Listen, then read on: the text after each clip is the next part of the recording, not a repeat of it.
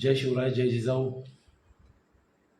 मित्रांनो, सर्वप्रथम हिंदू सूर्य महाराणा प्रताप यांच्या जयंतीच्या अनुषंगाने सर्व शिवप्रेमींना, शंभूप्रेमींना, महाराणा प्रतापांच्या सर्व प्रेमींना मी या ठिकाणी शुभेच्छा देतो. येणाऱ्या 14 मेला छत्रपती संभाजी महाराजांची जयंती आहे. त्या जयंतीनिमित्त सुद्धा सर्वांना शुभेच्छा.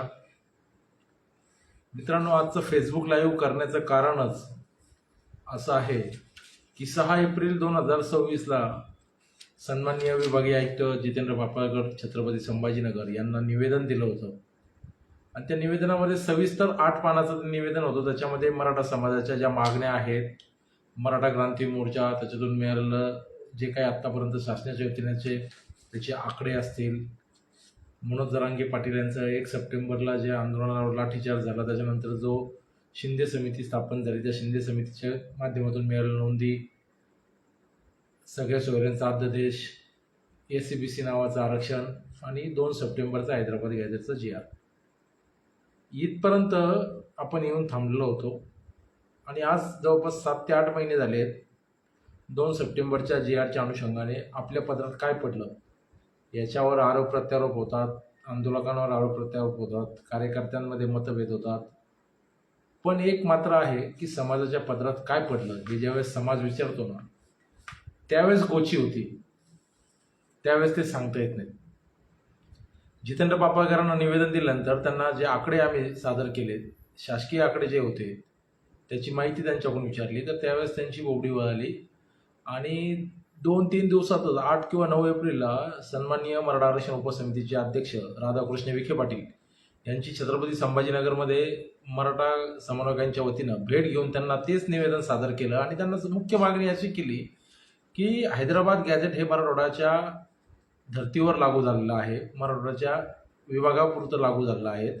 त्या अनुषंगाने मराठवाड्याच्या विभागावर तुम्ही मराठा आरक्षण उपसमितीची बैठक घेणं बंधनकारक होती, परंतु आपली निवड 22 ऑगस्ट 2025 मध्ये झालेली आहे.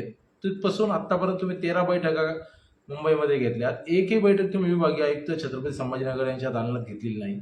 त्या ठिकाणी ती बैठक घ्यावीत. मराठा समाजाचे जे कोणी अभ्यासक, जे कोणी आंदोलक आहेत, या शिष्टमंडळाला त्या ठिकाणी आमंत्रित करावं, त्यांच्या काय मागण्या आहेत, त्यांचे काय प्रश्न आहेत याच्यावर चिंतन मंथन व्हावं, वाद संवाद व्हावा आणि समाजाच्या पदरात जास्तीत जास्त काय पाडता येईल याच्याकरता ती उपसमिती बनलेली आहे. परंतु राधाकृष्ण विखे पाटलांची झालेली स्तुती आणि त्या स्तुतीतून त्यांना झालेला अहंकार, आज 7 महिन्यानंतर मराठा समाजाचे किती प्रश्न राधाकृष्ण विखे पाटील आणि त्यांच्या आरक्षण उपसमितीच्या सर्व सदस्य मंडळींनी सोडवली. या बाबतीत ज्यावेळेस आपण विचार केला किंवा ज्यावेळेस कागदपत्र पडताळणी पाहतो, यांनी किती ठराव घेतले, त्या ठरावामधून काय निष्कर्ष निघले, समाजाला त्याचा किती फायदा झाला, या बाबतीत आपल्याला विचार करावा लागेल. मित्रांनो, आजच्या या मुख्य विषयाला हात घालताना मी या ठिकाणी काही स्पष्ट भूमिका मांडणार आहे. कदाचित तुम्हाला त्या पटतील नाही पटतील माहीत नाहीत, पण त्या समाजाच्या हिताच्या आहेत. व्यक्ती स्वार्थापेक्षाही समाज स्वार्थ फार महत्त्वाचा आहे. त्याच्यामुळं काही गोष्टी स्पष्ट बोलणं फार महत्त्वाचे झालेले आहेत. 8-9 एप्रिलला विखे पाटलांची भेट झाल्यानंतर त्यांना ज्यावेळेस आम्ही सांगतोय की विखे साहेब, हे आकडे चुकीचे आहेत, शासकीय आकडे वेगळे आहेत, तुम्ही ज्या पद्धतीने सांगतायत की OBC बांधवांना समजू नये म्हणून आम्ही ते आकडे असे करतोय तसे करतोय, अरे जे जात प्रमाणपत्र ज्यावेळेस एखाद्या तहसीलमधून, एखाद्या SDM कार्यालयामधून निघतं, त्यावेळेस ते ऑनलाईन डाटामध्ये सबमिट होतं आणि कोणतं प्रमाणपत्र कोणत्या तालुक्यातून, कोणत्या उपविभागीय कार्यालयातून निघलं आहे याचा डाटा ऑनलाईन असल्यामुळे ती आकडेमोड तुम्ही थांबवू शकत नाही किंवा ती तुम्ही कोणापासून लपवू शकत नाहीत. परंतु समाजामध्ये मतभिन्नता तयार करून तुमच्या राजकीय पोळ्या तुम्हाला भाजायच्या आहेत आणि समाजाचं वाटोळं झालं तरी चालतं, पण मी समाजाचा तारणहार आहे हा जो काही दाखवण्याचा प्रयत्न आहे ना, हा प्रयत्न थांबला पाहिजे. म्हणून आजच्या या फेसबुक लाईव्हमध्ये मी विषय जे घेतले आहेत, मराठा समाजाचं आंदोलन, मराठा आंदोलक, मराठा समाजाच्या मागण्या आणि मराठा आरक्षण उपसमिती. खरं तर आज या विषयाला हात घालताना गेल्या अनेक दिवसांपासून ज्या ज्या लोकांनी मराठा आरक्षण आणि मराठा समाजाच्या विविध प्रश्नांसाठी काम केलं आहे त्या सर्वांना मानाचा मुजरा करतो. तुमचं योगदान इतिहासामध्ये सुवर्ण अक्षराने लिहावं एवढं मोठं तुमचं योगदान आहे. परंतु आता प्रत्येकालाच या ठिकाणी नेतृत्व मिळणार नाही हे आपल्याला समजून आलेलं आहे. त्यामुळं आपण मनोजदादा जरांगे पाटील ज्या पद्धतीने सध्या नेतृत्व करतायत त्या अनुषंगाने त्यांच्या पाठीमागं ताकद लावून त्यांच्या त्या आंदोलनाला पाठबळ देऊन समाजाच्या पदरात जास्तीत जास्त काय मिळवता येईल, काय पाडता येईल याच्याकरता आपण सगळ्यांनीच प्रयत्न केले आहेत. परंतु नेहमीच मनोजदादा जरांगे पाटील यांच्या आंदोलनाचा शेवट किंवा आंदोलनाचा ज्या ठिकाणी काहीतरी आपल्या हातात पडतंय त्या ठिकाणी तो तह कदाचित चुकीचा होतोय की काय असं आपल्याला या ठिकाणी दिसतंय. मग 26 जानेवारी 2025ला घेतलेला अध्यादेश असेल सगळे सोयऱ्यांचा, तो अध्यादेश एकाच महिन्यामध्ये एससीबीसीच्या आरक्षणाच्या मध्ये रूपांतरित होतो. जे आरक्षण आम्ही मागितलंच नव्हतं ते आरक्षण आमच्या समाजाला दिलं गेलं आणि जे सुटसुटीत कुठल्याही कागदपत्रांची किचकिट न लावता EWS नावाचं जे 10% आरक्षण होतं ते आमच्या पदरातून आज निघून गेलेत. त्याचा फायदा कोण घेत आहेत हा खरं तर फार मोठा शोध मोहीमचा विषय आहे. कोणासाठी नेमकं आम्हाला एससीबीसी आरक्षण दिलं गेलं हे जर का आपण विचार केला तर देवेंद्र फडणवीसांनी स्वतःच्या जातीसाठी फार मोठी यंत्रणा आपल्या माध्यमातून राबवून घेतली की काय अशी शंका यायला लागली. मी टीका टिप्पणी आरोप प्रत्यारोप मध्ये जाणार नाही, परंतु शासनाने समाजाची दिशाभूल केली हे आज निष्पन्न झाले.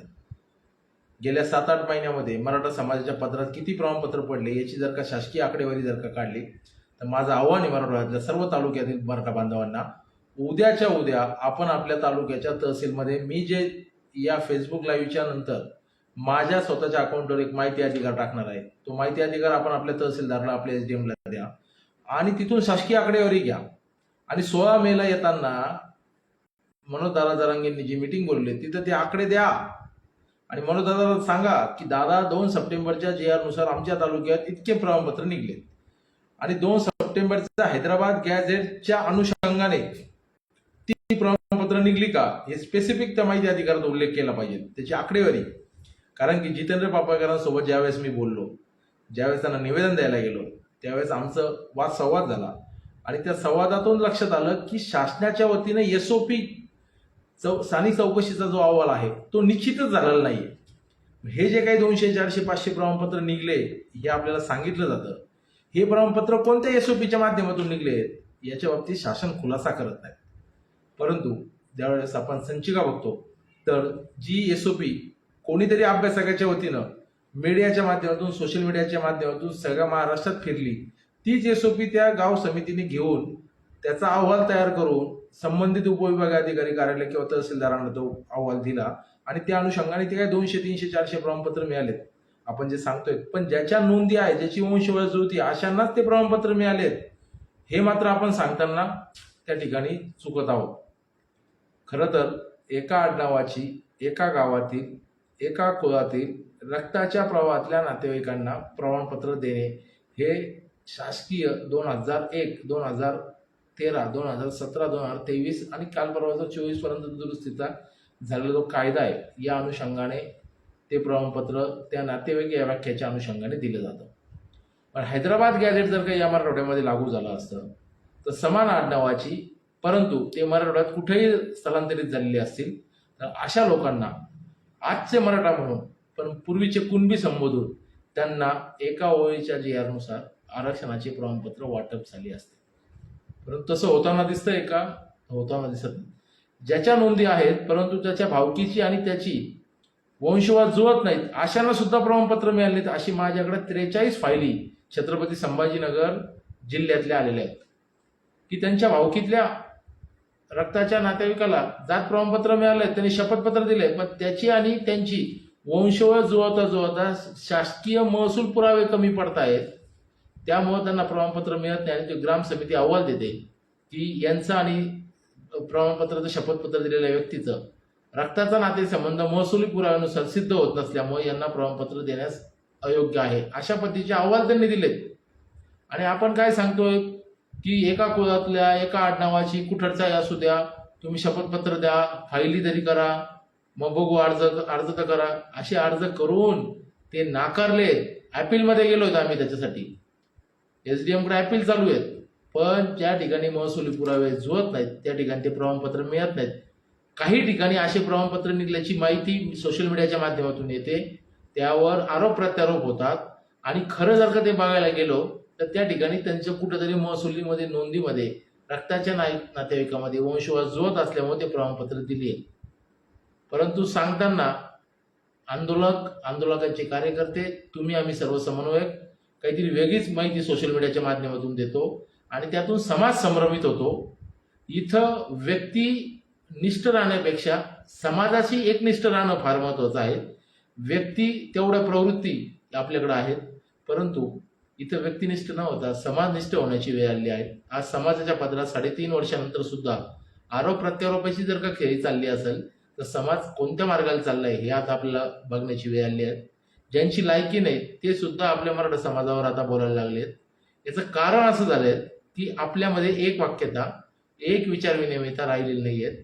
आपले आंदोलक विचार किंवा अभ्यास करणाऱ्या मंडळीला जवळ घेत नाहीत, थॉटफुल किंवा थिंक टँकवाली मंडळी जवळ घेत नाहीत. कोणता लढा कशा पद्धतीने कशा मार्गाने पुढे न्यायचा याच्यावर कधी विचार विनिमय होत नाहीत. बैठकीला ज्यावेळेस आपण एकत्र येतो त्यावेळेस फक्त गदारोळ होतो, सगळं ठरलेलं असतं. फक्त लोक जमा करून लोकांची मतं ऐकून घ्यायची आणि डिसिजन देऊन टाकायचं. अशा पद्धतीचा आतापर्यंत जो प्रकार झाला त्याच्यामुळे समाजाच्या शाश्वत असं काही पदरात पडत नाहीत. मी आरोप प्रत्यारोप करणार नाहीत, पण वस्तुस्थिती मांडली पाहिजे. जे कोणी माझे मित्रमंडळी या फेसबुक लाईव्ह बघतायत, मित्रांनो, खरंच समजून घेतलं पाहिजे समाजाच्या पदरात 7 महिन्यानंतर काय पडलेत. कोणी टेंडर घेतले असतील, कोणी गाड्या घेतल्या असतील, त्यांना शुभेच्छा. अजून हजारोने लाखो कोटीचे टेंडर घ्या, मोठे व्हा, समाज मोठा झाला पाहिजे, कुठल्याही मार्गाने मोठा झाला पाहिजे, पण समाज टिकला पाहिजे. व्यक्ती टिकण्यापेक्षा समाज हित फार महत्वाचं आहे. 1-2 लोक, 10-20 लोक मोठे झाले समाज सुधारणार आहेत. दादा ज्या पद्धतीने सांगतात की 6 कोटी समाजाला मला मोठं करायचंय, त्या 6 कोटी समाजासाठी आपल्याला मोठं करण्यासाठी आपल्याकडे मास्टर प्लॅन असला पाहिजे. सगळेच जण आरक्षणाचे प्रमाणपत्र काढून नोकरी आणि शिक्षणात जाणार आहेत का? मग त्याच्या व्यतिरिक्त सारथी असेल, अण्णासाहेब पाटील असेल, त्याच्या योजना का बंद पडतायत? विखे पाटील त्याच्यावर का बोलत नाहीयेत? यावर समाजाने आता जागृती केली पाहिजे. 2 GB डाटा रिचार्ज मारल्यावर फ्री मिळतो म्हणून फक्त लाईक आणि कमेंट करायच्या आणि एकामेकावर टीका टिप्पणी करायची, हेच आमच्या समाजाचं आता ध्येय राहिले की काय? याच्यावर सुद्धा आम्हाला आता या ठिकाणी बोलावं लागेल. माझी हात जोडून नम्रपणे विनंती आहे, येणारा काळ प्रचंड वाईट पद्धतीचा काळ राहणार आहे. आज आपण मेच्या अर्ध्यापर्यंत आलो आहोत. काही शैक्षणिक प्रवेश चालू झाले आहेत. त्या ठिकाणी आपल्या मुलांना SCBCचं प्रमाणपत्र काढायचं का, ओपन मधून जायचं का, कुणबीचे दाखले काढायचे, याच्यात विद्यार्थी गोंधळ आहेत. त्याच्यावर गाईडलाईन करण्यासाठी आपल्या तालुक्याला, आपल्या शहराला, आपल्या जिल्ह्याला मराठा समन्वयकांची एक टीम, ज्याला त्याच्यातलं कळतं अशा टीमशी संपर्क झाला पाहिजे, त्यांचं कोऑर्डिनेशन झालं पाहिजे. याच्याकरता मराठा सेवकांनी किंवा मनोदादा असतील किंवा बाकीचे जे सगळे लोक काम करतात यांनी सगळ्यांनी एकत्र येऊन आता प्लॅनिंग करणं गरजेचं आहे, कृती आराखडा तयार करणं गरजेचं आहे आणि वर्षभराचा प्रोग्राम पूर्ण महाराष्ट्र लेवलवर आता दिला गेला पाहिजे. मराठा समाजाच्या संघटना आज संपल्यात जमा झाल्या आहेत. त्या संघटना पुन्हा रिॲक्टिव्हेट करून समाजाच्या प्रत्येक घटकाला त्या ठिकाणी न्याय देण्याकरता, त्यांचे प्रश्न सोडवण्यासाठी तालुक्यापासून, गावापासून, शहरापासून, सर्कलपासून जिल्ह्यापर्यंत एक यंत्रणा उभी राहिली पाहिजे आणि ती यंत्रणा संघटनेच्या माध्यमातून उभी राहिली जाते. म्हणूनच आंदोलनाला ताकद मिळते. कोणत्या तरी संघटनेचे पदाधिकारी असतात, ते पदाधिकाऱ्यांचे कार्यकर्ते असतात, कार्यकर्ते त्या गावागावापर्यंत पोहोचलेले असतात आणि ती साखळी असते. त्या साखळीतून एक संघटन तयार होतं आणि त्या संघटनातून एखाद्या आंदोलनाला ताकद मिळते. हे आपण समजून घेतलं पाहिजे. परंतु आपण नेहमीच म्हणायचं की यांच्या दुकाना बंद पडल्यात, यांना कोणतरी तुकडा फेकला. किती दिवस आपण आपल्या समाजाच्या संघटनेच्या लोकांवर आरोप करणार? मनोज जरांगे पाटलांच्या माध्यमातून उभा राहिलेला लढा हा का पहिला लढा आहे का? हे आपण समजून घेतलं पाहिजे. याच्या अगोदर असे अनेक प्रयोग आपण समाजाच्या वतीनं विविध नेतृत्वामध्ये केलेत. मराठा क्रांती मोर्चाच्या माध्यमातून सातत्याने 4-5 वर्ष या शासनाला आपण सहयोगी पळव करून सोडलं आणि तेव्हा कुठं समाजाच्या पदरामध्ये पहिल्यांदा SCBCचं आरक्षण पडलं, हे आपण समजून घेतलं पाहिजे. आज समाजाच्या पदरामध्ये पडलेलं नवीन 10% आरक्षण समाजाला कोर्टामध्ये कशा पद्धतीने आज हिनवलं जातंय याच्यावर काहीतरी आपण सर्व समन्वयकांनी, सर्व मराठा समाजाच्या कार्यकर्त्यांनी, मराठा समाजाच्या सर्व नागरिकांनी समजून घेणं फार महत्वाचं आहे. एखादा माणूस बोलायला लागला की तो जरांगे पाटलाचा विरोधक आहे म्हणून त्याला शिक्का मारायचा आणि त्याला ट्रोलिंग करायची, एवढीच वस्तुस्थिती आपल्याकडे राहिली की काय असं कधी कधी वाटायला लागले. एखादा माणूस ज्यावेळेस त्याचं मत मांडतो त्याला समाजाविषयी काहीतरी त्याच्या तळमळ असते आणि प्रत्येकाची भूमिका समाजाविषयी एकनिष्ठतेची, समाजाला जास्तीत जास्त फायदा मिळवून देण्याची असते. आज आयुष्यातली 20-22 वर्ष ज्यावेळेस समाजासाठी आपण काम करतो त्यावेळेस समाजातले आजचे 18, 20, 25, 30 वर्ष घरातले पोरं जर का 20-20, 25-25 वर्ष काम करणाऱ्या लोकांना जर का ट्रोलिंग करत असतील आणि त्यांना जर का म्हणत असेल तुम्ही विकले गेलेले आहेत, तर मित्रांनो जर का ते विकले गेले असते तर समाजाचं एवढं मोठं आंदोलन ऑटोमॅटिक उभं राहिलं नसतं. आरक्षण नावाची चळवळ काल परवा 2-3 वर्षात उभी राहिली का? तिला 30-40 वर्षाचा इतिहास आहे. आरक्षण समजून घ्यायला आज आपल्याला 30-40 वर्ष लागले, तेव्हा समाज एवढ्या ताकदीनं कोटीच्या संख्येने रस्त्यावर यायला लागला. हे आपण कुठेतरी समजून घेतलं पाहिजे. माझं आपल्या सर्वांना आव्हान आहे, येत्या 16 मेला मनोजदारांनी मिटिंगला बोलवलंय, आपण तिथे जाणार आहोत, त्यांच्याशी संवाद करणार आहोत. परंतु तत्पूर्वी आपल्याकडे आज 5 दिवस आहेत. उद्या सोमवार आहेत. प्रत्येकाने आपल्या तहसीलदार कार्यालयामध्ये गेलं पाहिजे, SDM कार्यालयात गेलं पाहिजे, कमिशनरकडे गेलं पाहिजे, जिल्हाधिकाऱ्यांकडे गेलं पाहिजे आणि त्यांना पत्रव्यवहार केला पाहिजे, त्यांना निवेदन दिलं पाहिजे की किती तालुक्यामध्ये प्रमाणपत्र तुम्ही आतापर्यंत वाटप केलेत आणि ते कोणत्या अनुषंगाने वाटप केलेत. ज्यांच्या मूळ कुणबी नोंदी होत्या अशांना 2 सप्टेंबरच्या अगोदरच्या अनुषंगाने तुम्ही जर का जात प्रमाणपत्र वाटप केले असेल तर तशी नोंद आम्हाला करून द्या की जुन्या नियमानुसार ते प्रमाणपत्र वाटप केले, किंवा 2 सप्टेंबरचा जो आलेला आता नवीन हैदराबाद गॅजेटच्या अनुषंगानेचा जो JR आपण सांगतोय तर त्याच्या अनुषंगाने किती प्रमाणपत्र वाटप केली आणि ती प्रमाणपत्र मध्ये जी वंशवाळ आहे ती कशा पद्धतीची आहे, त्याचा अहवाल जो आहे SOP ती कोणती आहे ही बघितली पाहिजे. याचं सविस्तर जर का आपण निवेदन दिलं तर दूध का दूध पाणी का पाणी होऊन जाईल.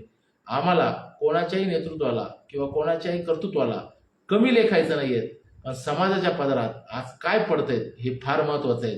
कारण समाज आपल्यावर ज्यावेळेस विश्वास टाकतो त्यावेळेस आपली सामाजिक जबाबदारी फार मोठी वाढलेली असते आणि ज्यावेळेस जबाबदारी वाढते त्यावेळेस आपण चारही अंगाने या गोष्टीचा सर्वांगीण अंगाने अभ्यास करून वेगवेगळ्या क्षेत्रातील लोकांशी सजेशन चर्चा करून समाजाच्या फायद्याचं काय आहे याच्या अनुषंगाने कारवाई करणं अपेक्षित असतं. हे नेतृत्वाची जबाबदारी असते. परंतु नेतृत्व जर का समाजाची दिशाभूल होत असताना त्या ठिकाणी प्रश्न जर का सरकारला विचारणं नसेल तर आमच्या तुमच्या सारख्यांना सरकारला प्रश्न विचारावे लागतील. नेतृत्वाला काही गोष्टींच्या बाबतीत जर का त्या ठिकाणी मर्यादा येत असतील तर समाजातल्या विविध संघटनेच्या प्रमुखांनी, संघटनेच्या पदाधिकाऱ्यांनी या सरकारला, या प्रशासकीय यंत्रणेला या ठिकाणी जाब विचारणं फार गरजेचं आहे. म्हणून उद्या सोमवारी आम्ही या छत्रपती संभाजीनगरचे विभागीय आयुक्त यांना 4 वाजता पुन्हा एकदा निवेदन द्यायला जाणार आहोत. त्यांना त्या ठिकाणी प्रश्न विचारणार आहोत.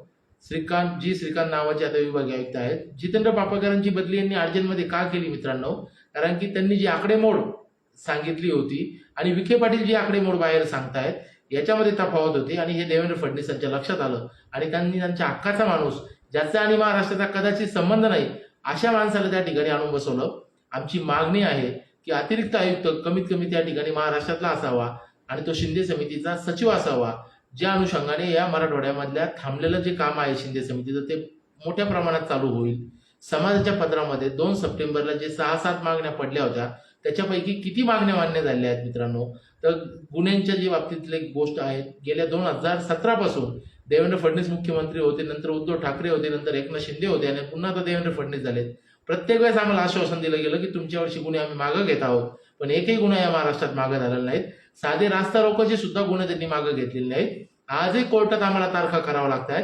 जिथं हिंसक वळण आंदोलनाला मिळालं होतं तिथं CCTV चेक करून जे कार्यकर्ते त्याच्यामध्ये नाही आहेत त्यांची नावं 169 करून त्यांना निर्दोष मुक्तता, त्या केसमधून त्यांचे नाव काढण्यात यावेत आणि अंडर ट्रायल ती केस तात्काळ चालून जे कार्यकर्ते त्याच्यामध्ये नाही आहेत त्यांना निर्दोष त्या ठिकाणी करण्यात यावं आणि त्यांना त्या गुन्ह्यातून त्यांना बाहेर काढण्यात यावं. याकरता आता आपल्याला समन्वयकांनी काम करणं फार महत्वाचं आहे. त्याच्यावर काम होताना दिसत नाहीत. दुसरा महत्वाचा मुद्दा असा आहे की ज्या ज्या लोकांनी आत्महत्या केल्या होत्या त्यांच्या घरच्यांना अजूनही आर्थिक मदत मिळाली नाही, शासकीय नोकरी मिळाली नाही. त्याच्या बाबतीत आपण आपल्या आपल्या जिल्ह्यामधून तो डाटा कलेक्ट केला पाहिजे, तालुक्यातून डाटा कलेक्ट केला पाहिजे आणि तो डाटा आपण सर्वांनी मिळून त्या ठिकाणी कलेक्टरांच्या माध्यमातून असेल किंवा मराठा क्रांती मोर्चा असेल किंवा मनोज जरांगे पाटील असतील यांच्या सगळ्यांच्या माध्यमातून शासनाच्या वतीनं विखे पाटलांना दिला पाहिजे आणि विखे पाटलांना त्यांच्या घरच्यांना आर्थिक मदत, शासकीय नोकरी दिली गेली पाहिजे. एवढंच नव्हे तर 43 असे लोक आहेत जे ऑलरेडी कुणबी होते पण ते मराठा आरक्षणाच्या चळवळीत सक्रिय होते आणि नैराश्यामध्ये त्यांनी त्या ठिकाणी त्यांच्या आयुष्याची आहुती त्या ठिकाणी मराठा आरक्षणाच्या अनुषंगाने दिली आहे. त्या लोकांना अजून 1 रुपयाचा त्या ठिकाणी मदत मिळाली नाही. शासन कारण काय देतं की ते ऑलरेडी कुणबी होते आणि ते कसे मराठा आरक्षणाच्या चळवळीत सक्रिय असू शकतात आणि मग ते कशाला त्यांनी आत्महत्या केली. त्यांनी समाजाच्यासाठी आंदोलन करून ती आत्महत्या केली आहेत. या मुद्द्यावर त्या 43 लोकांना सुद्धा विदर्भातल्या, पश्चिम महाराष्ट्रातल्या आणि उत्तर महाराष्ट्रातल्या लोकांना त्या ठिकाणी ती आर्थिक मदत आणि त्यांच्या कुटुंबाला त्या ठिकाणी शासकीय नोकरीमध्ये तात्काळ समाविष्ट करण्याच्या अनुषंगाने आपण निवेदनामध्ये हा मुद्दा कायम ठेवला पाहिजे. मुंबईला ज्या गाड्या आपल्या आंदोलनाच्या दरम्यान गेल्या होत्या त्याच्यावर जो आरटीओचा दंड जवळपास 4.84 कोटी रुपये तो दंड लावलेला होता, तो दंड एका ओळीमध्ये मागं घेतला गेला पाहिजे होता, पण आतापर्यंत तो दंड मागं घेतलेला नाही. ऑनलाईन अजूनही अनेक गाड्यांवर तो गुन्हा दंड दिसतो. जेवढ्या गाड्या माझ्या संपर्कात होत्या मी त्याच्यावर जवळपास 25 गाड्यांचा दंड आजही तसा आहे. आमची या फेसबुक लाईव्हच्या माध्यमातून सर्वांना विनंती की आपल्या आजूबाजूच्या ज्या ज्या गाड्या गेल्या होत्या आपल्या 29 तारीख ते 2 सप्टेंबर पर्यंत ज्या ज्या गाड्या मुंबईमध्ये होत्या त्यांनी त्या दरम्यानच्या आपल्या काही पावत्या आपल्या ऑनलाईन गाडीच्या रजिस्ट्रेशन नंबरवर चेक कराव्यात. त्या जर काही असतील तर ते आम्हाला आमच्याकडे पाठवाव्यात. त्या अनुषंगाने त्या गाडीचा दंड माफ करण्याच्या अनुषंगाने शासकीय लेवलवर आपल्याला परिवहन मंत्री असतील किंवा बाकीचे जे काही त्यांचा विभाग असेल त्याच्याकडे आपल्याला त्या पद्धतीने अनुषंगाने कारवाई करण्यासाठी निवेदन देता येईल. याचबरोबर सातारा गॅजेट आणि हैदराबाद गॅजेटचं जे कन्फ्युजन तयार झालं आहे, शासनाने हैदराबाद गॅजेटच्या अनुषंगाने त्याची व्याख्या शासकीय लेवलवर शासकीय शब्दामध्ये डिक्लेअर करणं फार महत्वाचं झाले आहे की हैदराबाद गॅजेट म्हणजे काय याची सुटसुटीत स्पष्ट शब्दामध्ये त्याची संज्ञा व्याख्या या ठिकाणी समाजाला आणि एक परिपत्रक काढून ती शासनाने समजून सांगितली पाहिजे आणि त्या हैदराबाद गॅजेटचा मराठा समाजाला कशा पद्धतीने फायदा होणार आहे याचं विस्तृत लिखाण करून एक GRच्या मध्ये स्पष्टपणा त्यांनी त्या ठिकाणी दिला पाहिजे. हे जर का झालं तर हैदराबाद गॅजेटचं कन्फ्युजन निघून जाईल आणि 2 सप्टेंबरच्या GRच्या अनुषंगाने मग समाजाच्या पदरात काय पडणार आहेत याची स्पष्टता होऊन जाईल. 7 महिन्यात दूध का दूध पाणी का पाणी झालेले आहेत, पण विखे पाटील त्या ठिकाणी निष्क्रिय दिसत आहेत आणि आपले आंदोलक मात्र यावर आतापर्यंत बोलत नव्हते. एप्रिल महिन्यामध्ये मनोजदादा जरांगेंनी राधाकृष्ण विखे पाटलांची हकालपट्टी करावी ही त्यांनी मागणी जवळपास 17-18 एप्रिलच्या नंतर केली. आम्ही त्यांच्या त्या निर्णयाचं स्वागत केलेलं आहे. समाजाच्या मुख्य विषयाला आता हात घालणं फार महत्वाचं झालं आहे, कारण समाज जर का एका आंदोलनात 43-44 वर्ष घालत असेल आणि आता आंदोलन पूर्ण ताकदीनं प्रवाहात आल्यानंतर सुद्धा जर का समाजाच्या पदरात म्हणजेच जर का काही गोष्टी पडत असतील तर आपल्याला विचार करणं फार मोठी गोष्ट आहे. आपल्याला हे विचार करणं एक फार गरजेचं आहे, कारण की आज समाजाचे जे कोणी अभ्यासक मग पुरुषोत्तम खेडेकर सर साहेब असतील, रवींद्र गायकवाड असतील, चंद्रकांत भराड सर असतील, किशोर चव्हाण असतील, त्याच्यानंतर इकडं डॉक्टर राजेंद्र दाते पाटील असतील, डॉक्टर शिवानंद भानुसे सर असतील, डॉक्टर राजेंद्र कोंडाळे सर असतील, अनेक अभ्यासक असे अनेक आहेत ते त्यांच्या स्तरावर काम करतात. डॉक्टर रमेश सोरंशी असतील, रवींद्र बनसोड सर असतील, प्रदीपदादा सोळंकी असतील, संजीव भोर असतील, डॉक्टर उद्धव घोडकेंनी फार मोठं काम बीड जिल्ह्यामध्ये केलं आहे, किंवा डॉक्टर संतोष यादव असतील, ही सगळ्या मंडळीला सोबत घेऊन आणि जे कायदेशीर प्रक्रियेमध्ये काम करणारे वकील मंडळी असतील या सर्वांना टेबलवर चर्चा करून एक ड्राफ्ट तयार करून समाजाची कुठल्या पद्धतीची मागणी आपण शासनाकडे केली पाहिजे. कारण की आपण आंदोलन फार मोठं उभं करतो पण मागायचं काय हेच आपल्याला कळत नाहीत आणि आपला संभ्रम तयार होतो. कधी आपण सरसकट आरक्षण मागतो, कधी आपण मराठवाड्याचा हैदराबाद गॅजेट मागतो, कधी आपण सगळे सोयऱ्याचा अध्यादेश काढायला लावतो, कधी आपण सातारा गॅजेटच्या बाबतीनं अनुषंगाने मागणी करतो आणि मग आपल्यातच संभ्रम तयार होतो, आरोप प्रत्यारोपाच्या खेळ्या तयार होतात आणि गटबाजीला त्या ठिकाणी संधी मिळते आणि शासनाला तीच गटबाजी लागत असते आणि मग ट्रोलिंग करणारे कार्यकर्ते हा विकलाय गेला तो शासनाच्या तुकड्यावर बोलतोय अशा पद्धतीचे आरोप प्रत्यारोप करून समाजामध्ये एकजूट जी होती ती एकजुटीला कुठेतरी गालबोट लागते. या अनुषंगाने माझं आपल्या सर्वांना एवढंच म्हणणं आहे की मराठा आंदोलनाची दिशा भरकटू नये याकरता आता आपण प्रत्येकाने बोलतं झालं पाहिजे, लिहितं झालं पाहिजे. शासनाला आपण शासकीय कागदपत्र व्यवहार केला पाहिजे. आपण आपल्या तालुक्याचा आपल्या गावाची जबाबदारी जर का घेतली तर हे काम फार सोपं आहे. आपल्या गावात जर का नोंदी मिळाल्या नसतील तर शासनाला आपण पत्रव्यवहार ग्रामपंचायतच्या माध्यमातून ठराव घेऊन केला पाहिजे की ते 42-43 जे नमुने आहेत ते आमच्या गावाचे नमुने आमच्या गावात आणून त्या रेकॉर्ड आमच्या समोर तपासला गेला पाहिजे. या अनुषंगाने आपण ग्रामपंचायतच्या वतीनं तहसील कार्यालयाला एक ठराव घेऊन निवेदन दिलं पाहिजे. गावकऱ्यांनी एकजूट करून 2, 5, 10 कार्यकर्ते एकत्र येऊन तहसीलदारला जाऊन निवेदन गावाच्या वतीने दिलं पाहिजे. या अनुषंगाने आता सूक्ष्म नियोजन करून काम करणं फार महत्वाचं आहे. कारण मराठवाड्यामध्ये ज्या 1576 गावांमध्ये नोंदी मिळाल्या त्या गावात सुद्धा आज 100% प्रमाणपत्र आपल्याकडून वाटप झालं नाहीत. मग नेमकं मराठा सेवक करताय काय, मराठा समन्वय करताय काय, हा प्रश्न ज्यावेळेस विचारला जातो त्यावेळेस मग प्रत्येकाला मिरच्या जमतात आणि मग ट्रोलिंग केली जाते. हाच एकमेव झाला का हुशार, हा कुठेतरी विकल्या गेला, याला कोणतरी तुकडा फेकला गेला, हा सरकारच्या हस्तक आहे, अशा पद्धतीचे आपण आरोप करून समाजाच्या मूळ प्रश्नाला बाजूला सारतो आणि समाजाचे प्रश्न मग वारंवार तसेच जिवंत राहतात आणि वेळ हातातून निघून गेलेला असतो. मित्रांनो, 2 सप्टेंबरला जर का हेच ऐकून घेतलं असतं आणि जर का विखे पाटलांनी आपल्याला एका महिन्यात बोलवलं होतं की हो मी तुम्हाला या GR मध्ये दुरुस्ती करून देतो, तर मग त्या दुरुस्ती करण्याकरता आपलं शिष्टमंडळ का गेलं नाही, हा ज्यावेळेस प्रश्न समोर होतो त्यावेळेस मग पुन्हा आरोप प्रत्यारोपाच्या खेळा चालू होतात. पण आता वेळ हातातून गेलेली आहे. येणाऱ्या काळामध्ये तरी आपण या मेच्या दरम्यान जर का आता तात्काळ विखे पाटलांना मराठवाड्याच्या स्तरावर विभागीय आयुक्त कार्यालयामध्ये जर का एक जम्बो बैठक घ्यायला लावली, मराठवाड्यातल्या 7-8 जिल्ह्यांमधून जर का त्यासाठी अभ्यासक प्रतिनिधी, आंदोलक प्रतिनिधी त्या ठिकाणी आले आणि शासनासोबत, शासनाच्या त्या सर्व उपसमितीसोबत जर का त्या ठिकाणी टेबलवर प्रश्न आणि त्याची उत्तरं आपण जर का घेतली तर समाजाच्या पदरात बऱ्यापैकी काहीतरी पडू शकतं असं मला वाटतं. समाजाच्या पदरात जर का काहीच पडलं नाही तर समाज पुन्हा या आंदोलनात किती पद्धतीने मोठ्या पद्धतीने सक्रिय होईल हा एक प्रश्नचिन्ह निर्माण राहतो. आणि आपल्या समाजाला हे वारंवार आंदोलन परवडतील का? कारण आंदोलनाच्या माध्यमातून इतर समाज आपल्यावर वारंवार नाराज होतोय.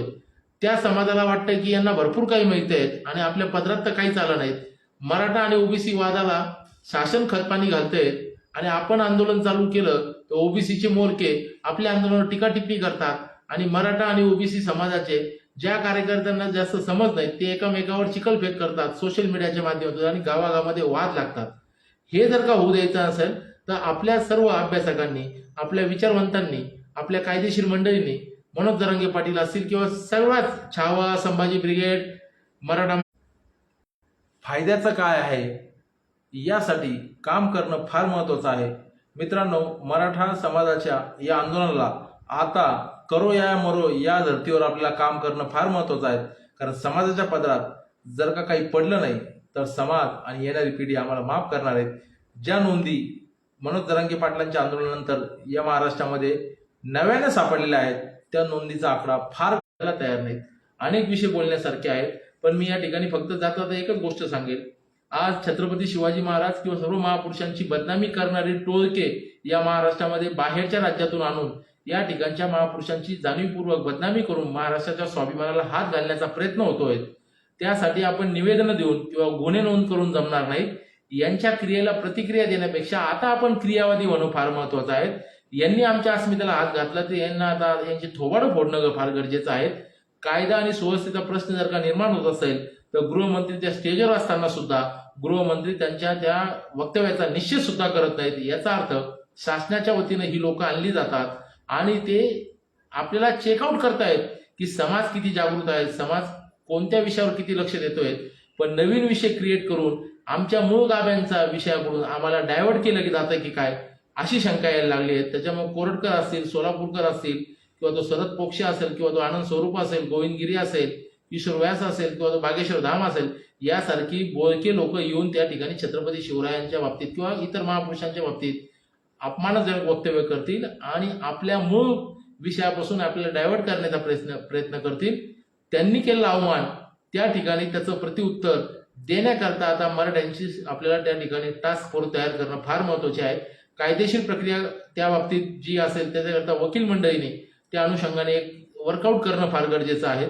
कारण की जाणीवपूर्वक दर 2-3 महिन्यानंतर मराठा समाजाच्या अनुषंगाने किंवा महापुरुषांच्या अनुषंगाने वादग्रस्त विधान करून मराठा समाजाच्या आंदोलनाला त्या ठिकाणी डायव्हर्ट करण्याचं एक कृती कार्यक्रम या ठिकाणी RSS आणि या सरकारच्या वतीनं नियोजित केलेला आहे असं दिसून येत आहे.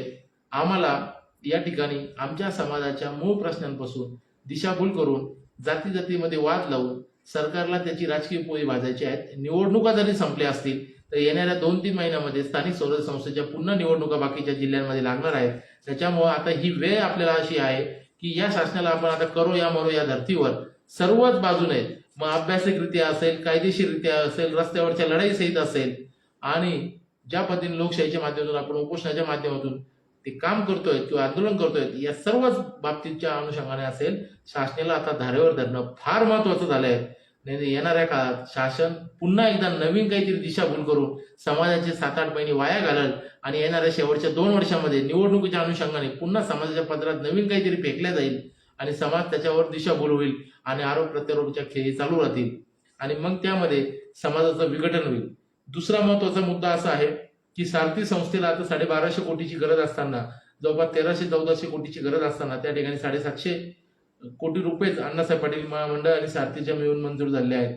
तो निधी वाढवला पाहिजे. त्याचं बजेटमध्ये त्यांनी तशा पद्धतीने त्याचं नियोजन केलेलं नाहीये.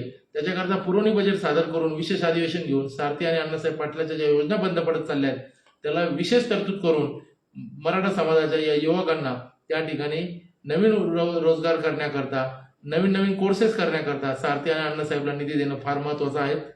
मराठा आंदोलकांवरचे सर्व गुन्हे तात्काळ त्या ठिकाणी मागं घेण्याकरता जिल्हा स्तरावर तात्काळ शासनाने त्या समित्या त्या ठिकाणी नियुक्त करून त्या समित्यांची दर आठवड्याला, दर 15 दिवसाला बैठक घेऊन त्या अनुषंगाने कारवाई होणं फार महत्वाचं आहे.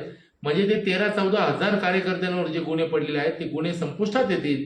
ज्या ठिकाणी खरंच जर का हिंसक वळण झालं असेल त्या ठिकाणी शासन कायदेशीररित्या ज्या काही गोष्टी असतील त्या परिपूर्ण करून त्या कार्यकर्त्यांची सुद्धा त्या ठिकाणी निर्दोष मुक्तता केली पाहिजे. अशा पद्धतीने जर का वर्कआउट झालं तर ते गुन्हे मागं होतील. यानंतर ज्या काही समाजाच्या अनुषंगाने 13 बैठका विखे पाटलांनी आतापर्यंत मराठा आरक्षण उपसमितीच्या घेतल्या आहेत, त्याच्यामध्ये कुठले ठराव झालेत हे ऑनलाईन मराठा आरक्षण उपसमितीची एक वेबसाईट तयार करून त्याच्यावर त्यांनी ते ठराव टाकले पाहिजे. म्हणजे ते समाजातल्या सगळ्या लोकांना कळतील आणि कोण प्रतिनिधी समाजाचे त्या ठिकाणी उपस्थित होते त्या बैठकीत त्यांची सुद्धा नावं जाहीर करावेत. आणि विखे पाटलांनी तात्काळ मराठवाड्याच्या विभागीय स्तरावर छत्रपती संभाजीनगर येथे दर महिन्याला मराठा आरक्षण उपसमितीची हैदराबाद गॅझेट आणि मराठवाड्याच्या आरक्षणाच्या अनुषंगाने आणि इतर मागण्यांच्या अनुषंगाने बैठक घेणं बंधनकारक त्यांना आपण समाजाच्या वतीनं केलं पाहिजे. राधाकृष्ण विखे पाटील असतील, चंद्रकांत दादा असतील, गिरीश महाजन असेल, दादा भुसे असतील, शंभूराजे देसाई असतील, आशिष शेलार असतील, बाबासाहेब पाटील असतील, मकरंद पाटील असतील, त्याच्यानंतर आशिष शेलार असतील, माणिकराव कोकाटे असतील, ही सर्व मंडळी, उदय सामंत असतील, ही त्या मराठा आरक्षण उपसमितीची सर्व सदस्य मंडळी आहेत. मग विखे पाटलांच्या व्यतिरिक्त बाकीच्यांनी बैठक जर का घेतली आणि त्या अनुषंगाने जर का विखे पाटलांना शिफारसी केल्या तर तात्काळ त्या अनुषंगाने पटापट कामं होतील. पण विखे पाटील त्या समितीचे अध्यक्ष होऊन बसले आणि काम मात्र शून्य आहे. माझं विखे पाटलांना फेसबुक लाईव्हच्या माध्यमातून आणि तुमच्या सर्वांच्या माध्यमातून प्रश्न आहेत की विखे पाटील जवाब दो, नाही तो खुर्ची छोडो. समाजाच्या पदरात 7 महिन्यात काय पडलेत हे विखे पाटलांनी बाय द रेकॉर्ड आम्हाला रायटिंग मध्ये त्यांनी त्या समितीच्या लेटर हेडवर दिलं पाहिजे. शिंदे समितीचं कामकाज का थांबलंय? मराठा आरक्षणाच्या अनुषंगाने जे गुन्हे कार्यकर्त्यांवर पडले ते मागं का झाले नाही? सारथी संस्थेच्या योजना का बंद पडल्यात? अण्णासाहेब पाटीलचा जो काही व्याज परतावा आहे तो का 6-6 महिने आम्हाला मिळत नाहीयेत? नवीन एलओ लेटर काढायला अडचणी येत आहेत. वेगवेगळ्या योजना बंद केल्या आहेत. जे कर्ज ज्या योजनेसाठी चालू होतं, ज्या उद्योगासाठी ते उद्योग बंद पडलेत. आज आमचा समाज, मराठा समाज हा शेतीशी निगडीत असल्यामुळे शेतीशी संबंधित असलेले जे काही कुटीर उद्योग असतील किंवा दुग्ध व्यवसाय असतील किंवा बाकीचे जोड व्यवसाय असतील याच्याकरता अण्णासाहेब पाटीलच्या माध्यमातून त्या बँकांनी कर्ज देणं बंधनकारक या उपसमितीच्या माध्यमातून आपण ठराव घेऊन केलं पाहिजे. विशेष म्हणजे आता बँकेच्या ऐवजी महामंडळाच्या वतीनं कर्ज दिलं गेलं पाहिजे अशी सुद्धा मागणी केली पाहिजे आणि त्याच्याकरता 5,000 कोटी रुपयाची तरतूद शासनाच्या वतीनं अण्णासाहेब पाटील आर्थिक विकास महामंडळाला तरतूद म्हणून त्या ठिकाणी केली पाहिजे. आणि ज्या पद्धतीने बँक कागदपत्र घेऊन त्या ठिकाणी दर महिन्याला EMI भरून घेते त्याच पद्धतीने महामंडळाने सुद्धा त्या स्वायत्त संस्था म्हणून त्या पद्धतीने कार्यप्रणाली केली पाहिजे. माझी या व्हिडिओच्या माध्यमातून पुन्हा एकदा सर्व मराठा बांधवांना विनंती आहे, लहान तोंडी कदाचित मोठा घात घेत असेल पण समाजाची वास्तववादी भूमिका समजून घेणं फार महत्वाचं आहे. समाजाच्या पदरात बऱ्यापैकी काही पडलं जरी असेल तर अजून फार मोठा टप्पा आपल्याला गाठायचा असेल तर त्यासाठी आपल्याला एकजुटीने, एका विचारानं, एका दिशेने आपल्याला काम करणं फार महत्वाचं आहे. समाजाचे अनेक प्रश्न आहेत, त्या प्रश्नावर आपण सर्वांनी आपली नैतिक जबाबदारी म्हणून त्या अनुषंगाने अभ्यासपूर्वक काम करणं महत्वाचं आहे. फेसबुकवर येऊन बोलणं फार सोपं असतं पण ऍक्च्युअल काम करणं फार अवघड असतं. याकरता माझी आपल्या सर्वांना विनंती आहे की छत्रपती शिवाजी महाराजांचे आपण मावळे आहोत. 18 पगड जातीचा एकोपा स्वराज्यामध्ये ज्या पद्धतीने टिकलेला होता त्या पद्धतीने गावगाड्यामध्ये तो एकोपा टिकवण्याची जबाबदारी मराठा म्हणून, मोठा भाऊ म्हणून इतर समाजाचा आपली आहे. सर्व समाज बांधवांना आपण सोबत घेऊन काम केलं पाहिजे. या आंदोलनाला मराठा क्रांती मोर्चामध्ये सर्व समाज बांधवांनी त्या काळामध्ये विविध पद्धतीची सेवा त्यांच्या जिल्ह्यात त्यांच्या तालुक्यामध्ये या आंदोलनामध्ये पुरवली होती. मराठा समाजाने ज्या वेळेस आवाज दिला असेल त्या वेळेस इतर बांधव मराठा समाजाच्या आंदोलनात आली होती. परंतु काही जातीवादी नेत्यांच्या माध्यमातून मराठा समाजाच्या आंदोलनाला गालबोट लावण्याकरता काही मोहरके या महाराष्ट्रामध्ये या शासनाच्या वतीने पेरण्याचं काम केलं आहे. त्यांनी त्यांच्या समाजाचा आरक्षणाचा मुद्दा सोडून मराठा समाजाला आरक्षण देऊ नका या अनुषंगाने ते आंदोलन करतायत. मला त्यांच्यावर हसू येतं. तुम्ही स्वतःला प्राध्यापक लावता. तुम्ही आज ज्या पद्धतीने मराठा आरक्षणाला विरोध करतायत त्याच मराठा आरक्षणाच्या राज्य मागास आयोगाचे आपण सदस्य होतात आणि मराठा समाजाला आरक्षण द्यावं याकरता तुम्ही मुख्यमंत्री देवेंद्र फडणवीसला 2014, 15, 16च्या काळात शिव्या देत होतात. हे हाकेंनी विसरू नये. हाकेंनी त्यांच्या समाजाच्या एसटी आरक्षणावर गेल्या 4 वर्षात एक शब्द सुद्धा बोलले नाहीत आणि हाके मराठा समाजाला ओबीसी मध्ये घेऊ नका म्हणून आरडाओरड करतात. ते म्हणतात की आमचं राजकीय आरक्षण केलं. अरे हाके, तुमच्या समाजाला सुद्धा शिक्षणात आणि नोकरीमध्ये आरक्षणाची गरज आहे. कारण आमचा धनगर बांधव राजकारणामध्ये येऊ पाहतो का, तर सगळाच समाज बांधव काही राजकारणात येऊ पाहत नाहीत. ज्या पद्धतीने सगळाच मराठा समाज राजकारणात येऊ पाहत नाहीत त्या पद्धतीने धनगर बांधव सुद्धा सर्व काही राजकारणात येऊ पाहत नाहीत. त्याच्यावर माझ्या हाकेंना विनंती आहे की आपल्या धनगर बांधवांना नोकरी आणि शिक्षणामध्ये एसटी आरक्षण कशा पद्धतीने जातीच्या लोकसंख्येच्या प्रमाणात मिळेल याकरता आंदोलनाची ताकद वाढवली पाहिजे. त्याकरता मराठा बांधव म्हणून आम्ही हाकेंच्या आंदोलनाला एसटी आरक्षणाच्या अनुषंगाने पाठिंबा देतो. आम्ही त्यांच्या आंदोलनात सक्रिय राहतो. मी स्वतः धनगर आरक्षणाच्या आंदोलनामध्ये अनेक वेळा भाषणं केलीत, मोर्चामध्ये सहभागी झालोय. आजही मुंबईच्या दीपक बोर्डांच्या आंदोलनामध्ये जाऊन मुंबईला त्यांची भेट घेतली आणि त्या ठिकाणी त्यांना सांगितलं की आम्ही तुमच्या सोबत आहोत. समाजाच्या प्रश्नांवर सामाजिक कार्यकर्ते ज्यावेळेस काम करतात त्यावेळेस ते एका विशिष्ट समाजाचे नसतात. ते 18 पगड जातीचे, 18 आडुतेदार, 12 बडुतेदारांचे असतात. या स्वराज्याची मुहूर्तमेढ छत्रपती शिवरायांनी सर्व जाती धर्माला एकत्र येऊन जर का रोवली होती तर आम्ही त्यांचे मावळे आहोत. आम्ही तेच काम केलं पाहिजे. त्याच्यामुळं मराठा समाजाच्या आरक्षणाच्या प्रश्नासाठी जरी आपण काम करत असताना इतर आंदोलनाला आमचा कुठलाही विरोध नाही. तुम्ही तुमच्या समाजासाठी, तुमच्या जातीसाठी तुम्ही काम केलं पाहिजे. त्यासाठी आमच्या सदिच्छा, शुभेच्छा आणि आम्ही तुमच्या सोबत आहोत एवढं मात्र नक्की सांगतो. हाके, नवनाथ वाघमारे या दोघांनाही विनंती आहे आणि पडळकरांना विनंती आहे की तुमच्या जातीच्या प्रश्नावर तुम्ही सरकारला भांडलं पाहिजे, नव्हे तर मराठा आंदोलक जरांगे पाटील असतील किंवा मराठा समाजाच्या इतर आंदोलकांवर तुम्ही शिवीगाळ केली पाहिजे. हे समजून घेतलं पाहिजे. वाघमारेंना तर माझं म्हणणं ते सुपारी घेतल्यासारखं बोलणं बंद करा.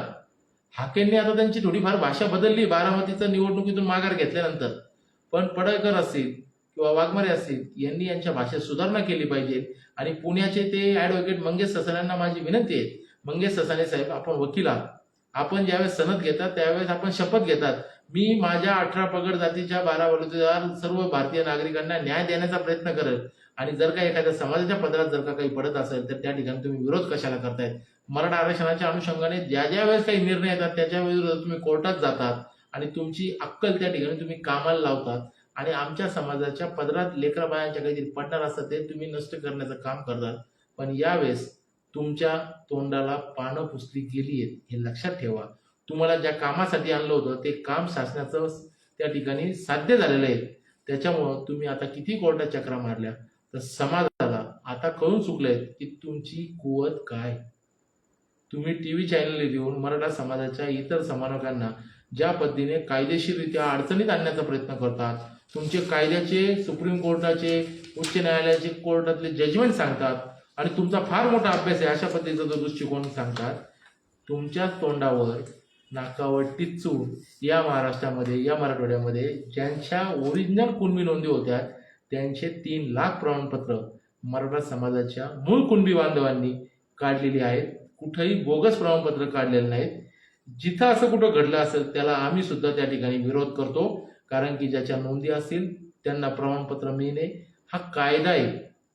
2004ला या अनुषंगाने GR निघलाय आणि हैदराबाद गॅजेटच्या अनुषंगाने ज्या पद्धतीने तुम्ही टीव्हीवर येऊन मांडणी करतायत की सरसकट सगळे मराठे आरक्षणात गेले आणि आता ओबीसीचं आरक्षण धोक्यात आलं, तर तुमच्या डोक्यात पाणी आहे. जर का सरसकट मराठे आरक्षणात गेले असते तर आमच्यासारख्यांचे सुद्धा प्रमाणपत्र निघून पडले असते आणि मग तुम्हाला आम्ही म्हटलं असतं की तुम्ही खरं बोलतायत. पण तुम्ही मराठा आणि ओबीसी समाजामध्ये वाद लावून तुमच्या स्वतःची फक्त पोळी भाजण्याचं काम मात्र करतायत. ती पोळी यावेळेस कच्ची राहणार आहे हे नक्की लक्षात ठेवा. त्याच्यामुळं तुम्हाला तुमची पोळी भाजायची असेल तर समाजासाठी लढा. तुमच्या समाजाच्या विविध योजनेसाठी लढा. आज ओबीसी समाजाचं जे त्या ठिकाणी महाज्योती नावाचं जे महामंडळ आहे त्याला जास्तीत जास्त निधी कसा येईल यासाठी काम करणं फार महत्वाचं आहे. आज तरुणांना बेरोजगारी आहे, त्या तरुणांना रोजगार कसं मिळेल यासाठी ससानांनी, हाकेंनी, पडळकरांनी, त्याच्यानंतर वाघमाऱ्यांनी काम करणं महत्वाचं आहे. आम्ही सुद्धा 18 पगड जातीच्या समाजाच्या बांधवांसाठी काम करतोय. मी काय तुमच्यावर आरोप प्रत्यारोप करायला आलो नाहीत, पण ज्या पद्धतीने तुम्ही आज मराठा समाजाच्या आरक्षणाला किंवा आंदोलकाला ज्या पद्धतीच्या भाषेतून एक प्रक्षोभक वक्तव्य करून समाजामध्ये दुही निर्माण करण्याचं काम करतायत, तुम्ही समाजाचे प्रतिनिधी आहात.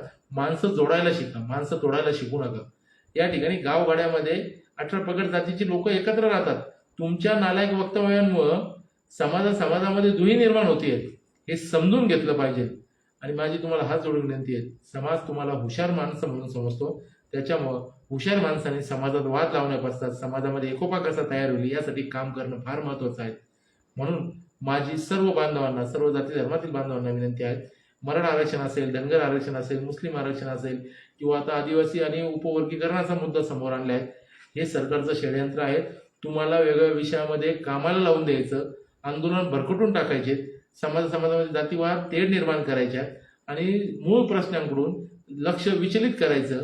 खराचं प्रकरण येतं, नंतर बागेश्वर धामचं येतं, नंतर कोणतरी अजून नवीनच काहीतरी प्रकरण येतं. रोज मुलींचे 3-3, 4-4 वर्षांच्या मुलींचे बलात्कार होत आहेत. शासनाची कायदा आणि सुव्यवस्था या ठिकाणी पूर्णपणे नेस्त नाबूद झालेली आहे.